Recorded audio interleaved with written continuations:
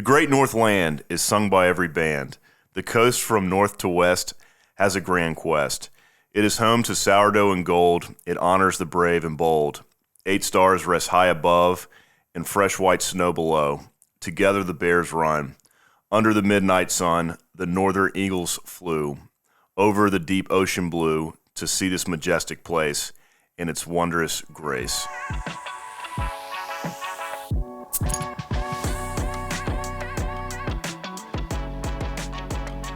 This is Wright Brennan with Lost in the Midlands podcast, sponsored by Seawright Roofing. Today, I am here with an entrepreneur, a world traveler, a BNI networker, my friend, Michelle Miller with Association Management Professionals. Amp, how are you doing today? I'm doing very good, thank you. Awesome. So fired up to have you here today. It is always exciting to have a fellow BNI networker and somebody who is somewhat in the construction industry, home improvement. I mean, you do a lot of different stuff that is trades related.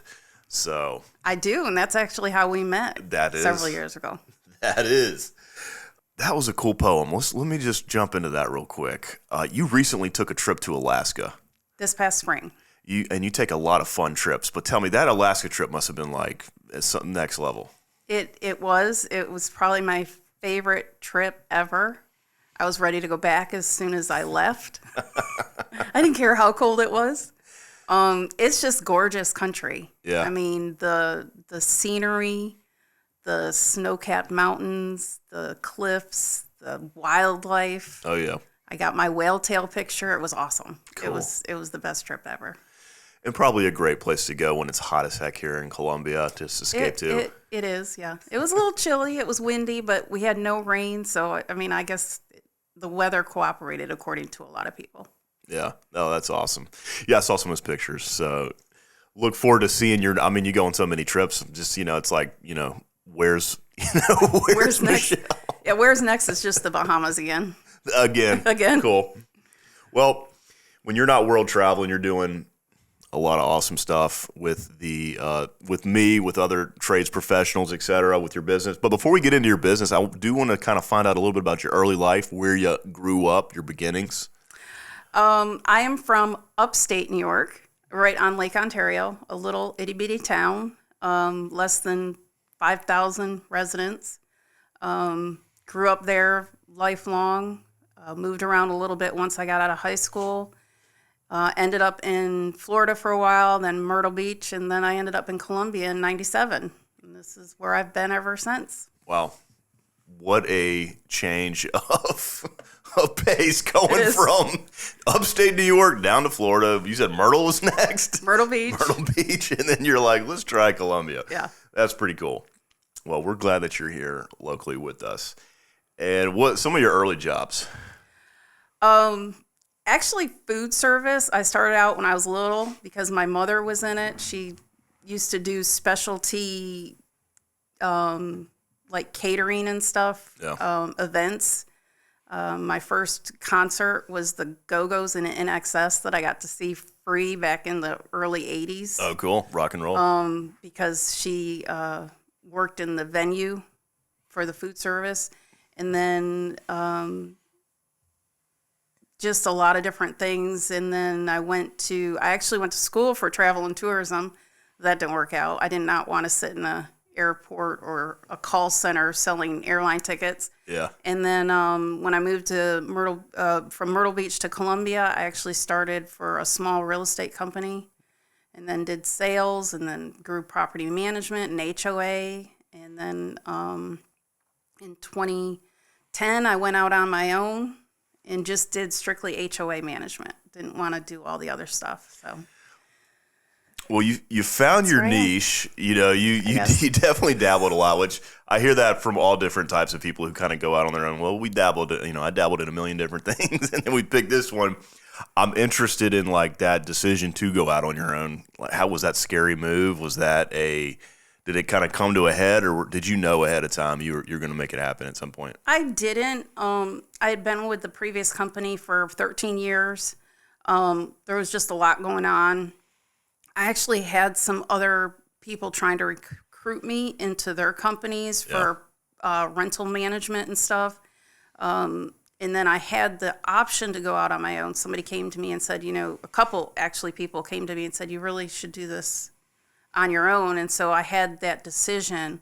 I left that company. We took a couple weeks in Florida and went to Walt Disney World and stuff. Probably one of the most expensive trips we've ever done.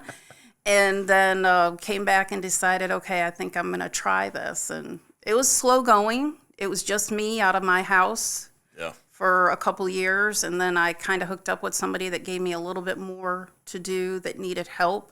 Yeah. But now have grown up to 20 HOAs. Wow. The most growth has actually been in the last year and a half. Wow. So it's been a whirlwind the last year and a half or so. Well, that's exciting. Yeah, your team is definitely growing. And being the HOA professional, I mean, that has to have some sort of like leadership element because you're dealing with the boards, right? You're dealing with a whole team of homeowners, and you've got to kind of help guide them in the right direction. I mean, tell me a little bit about that kind of dynamic. It's hard because you've got a lot of personalities. Yeah. One being mine, which is a pretty strong personality. But I've got, I was trying to remember, this isn't my home. It's not my community. But at the same time, I need to try and guide them to the best course so that, one, there's no repercussions. I mean, some of them want to be very strict and very Cynthia-like, I guess you'd call it, or Karen-like. There's a couple commercials that talk about that. But they just... I have to dial them back sometimes or say, you really can't do this because it's not part of your covenants. Yeah. Or you just got to look at, say, well, how are they perceiving it? If that was you.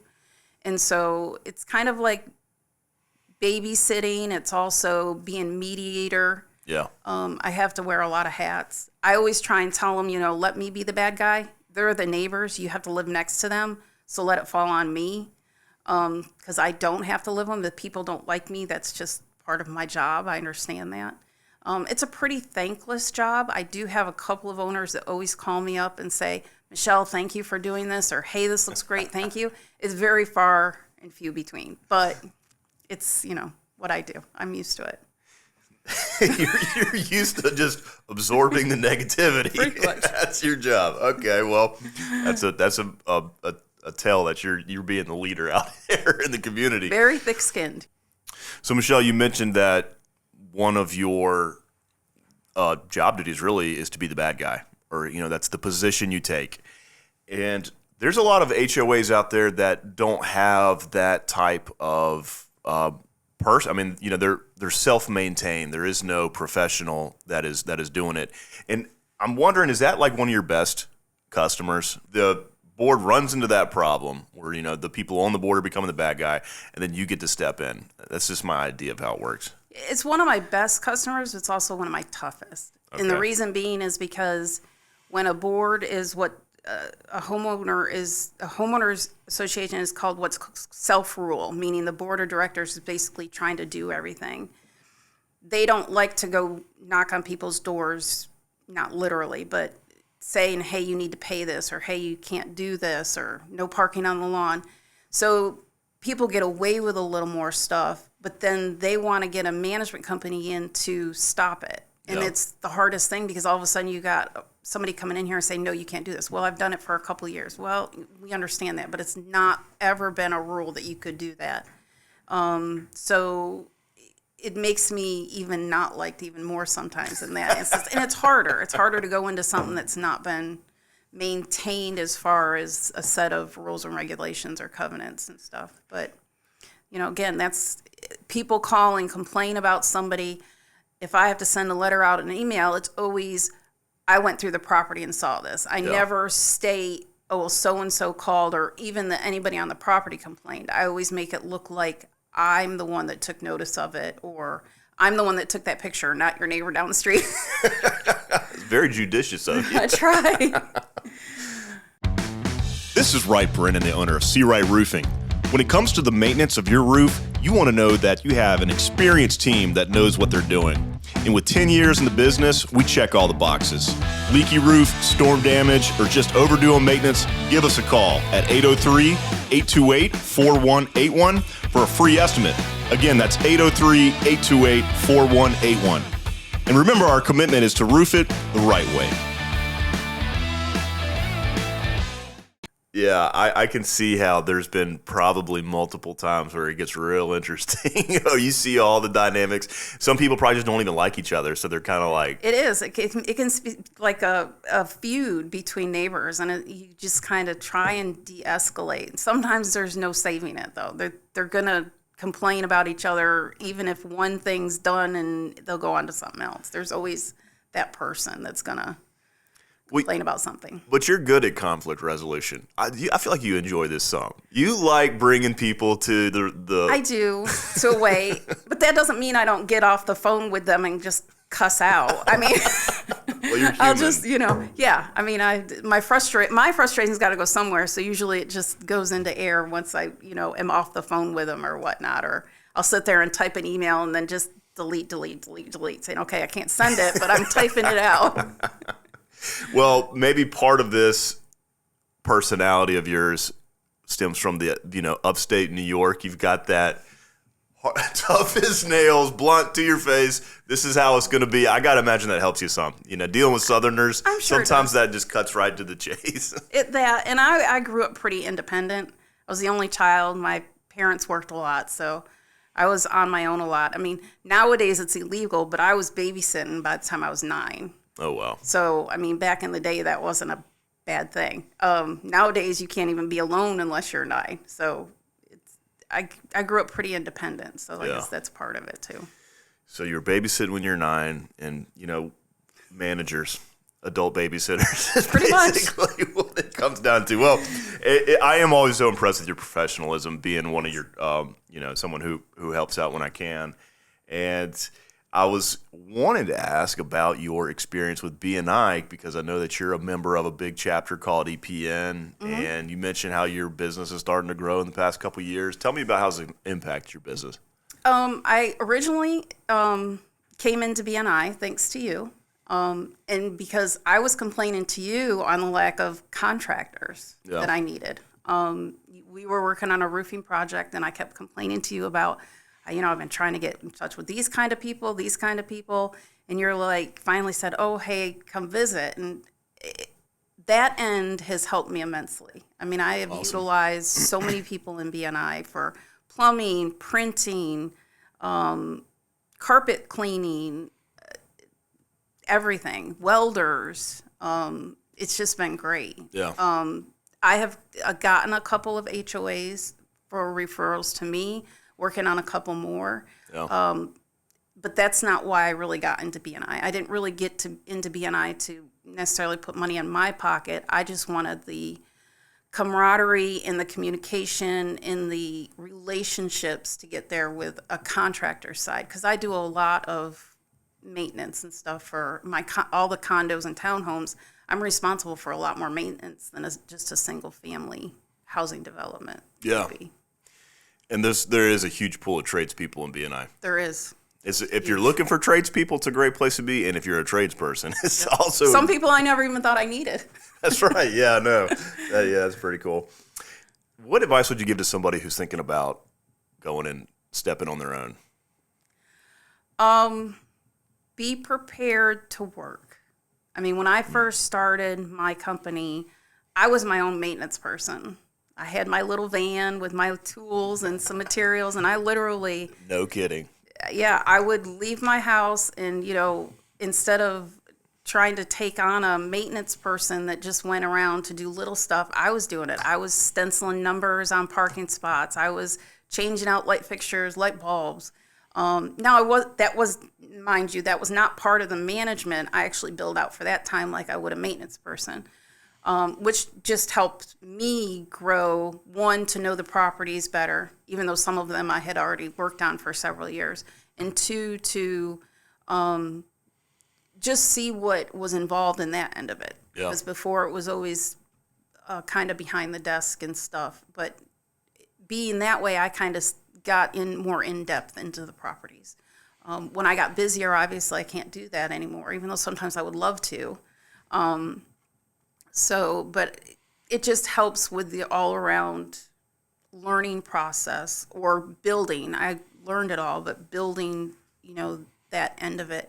And it also personalized me to those communities more than just, oh, she's somebody on the phone. They got to meet me and know me, good or bad. And so that helps with that. The only bad thing is now that I've grown and have people in the office to help, they still want to talk to me personally. So it's hard for them to get away from that, oh, well, Michelle's the only person we can talk to mentality. That is a challenge, isn't it? It is. It's a very big challenge that I'm going through right now, yeah. I understand. Well, that is interesting. I didn't know that you were doing this stuff. Mm-hmm. But while that makes sense, as well as you know your properties, that's always been something like, my gosh, she knows like where all the, parking spots are in every one of these properties. And how well you know roofing. Were you on the roof? Is that why you know so much about roofing? Were you up there putting shingles down too? Okay. No, that was just learning. I've done some, even in my with the previous company, I did some roofing projects. And you just learn stuff along the way. And I try and absorb. I don't just try and say, okay, listen, and I'll reiterate. I mean, I try and maintain as much as I can. Yeah. Same with plumbing. I mean, I've learned a lot about plumbing and where plumbing lines are, and people are like, well, this line doesn't go through here. I said, trust me, it goes through there. You open up that wall, that line's going to be there. I'm going to tell you that right now. So you just learn. You're a real professional. And great advice. If you're going to go on your own, you're going to work. You are. You're going to work a lot. Yeah. If you don't, please call me and explain how you made that happen. It's true. Where can people find you if an HOA is looking for help? I am located in West Columbia. I've got an office there at 1905 Sunset Boulevard. I also am online at amphoasc.com, and my office phone number is 803-457-2442, which also accepts text. If people do want to maybe get some more information or get a quote, the website also has a page that they can fill out to request information and a quote.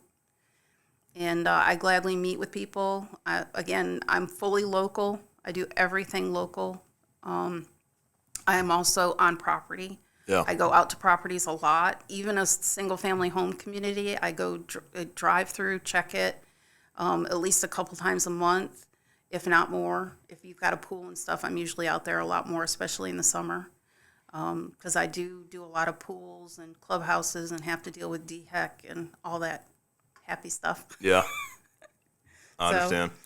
But yeah, I'm even though I do travel some, I even if I'm on a ship, I'm usually answering phones and emails if I can, if I want. If not, I have my office people deal with it. But awesome. I'm around. You are. Thanks for coming on the podcast. What an exciting show it was. And thanks for, being a member of the community, BNI, et cetera. Thanks for having me. Heck yeah. It's fun. Yes, ma'am.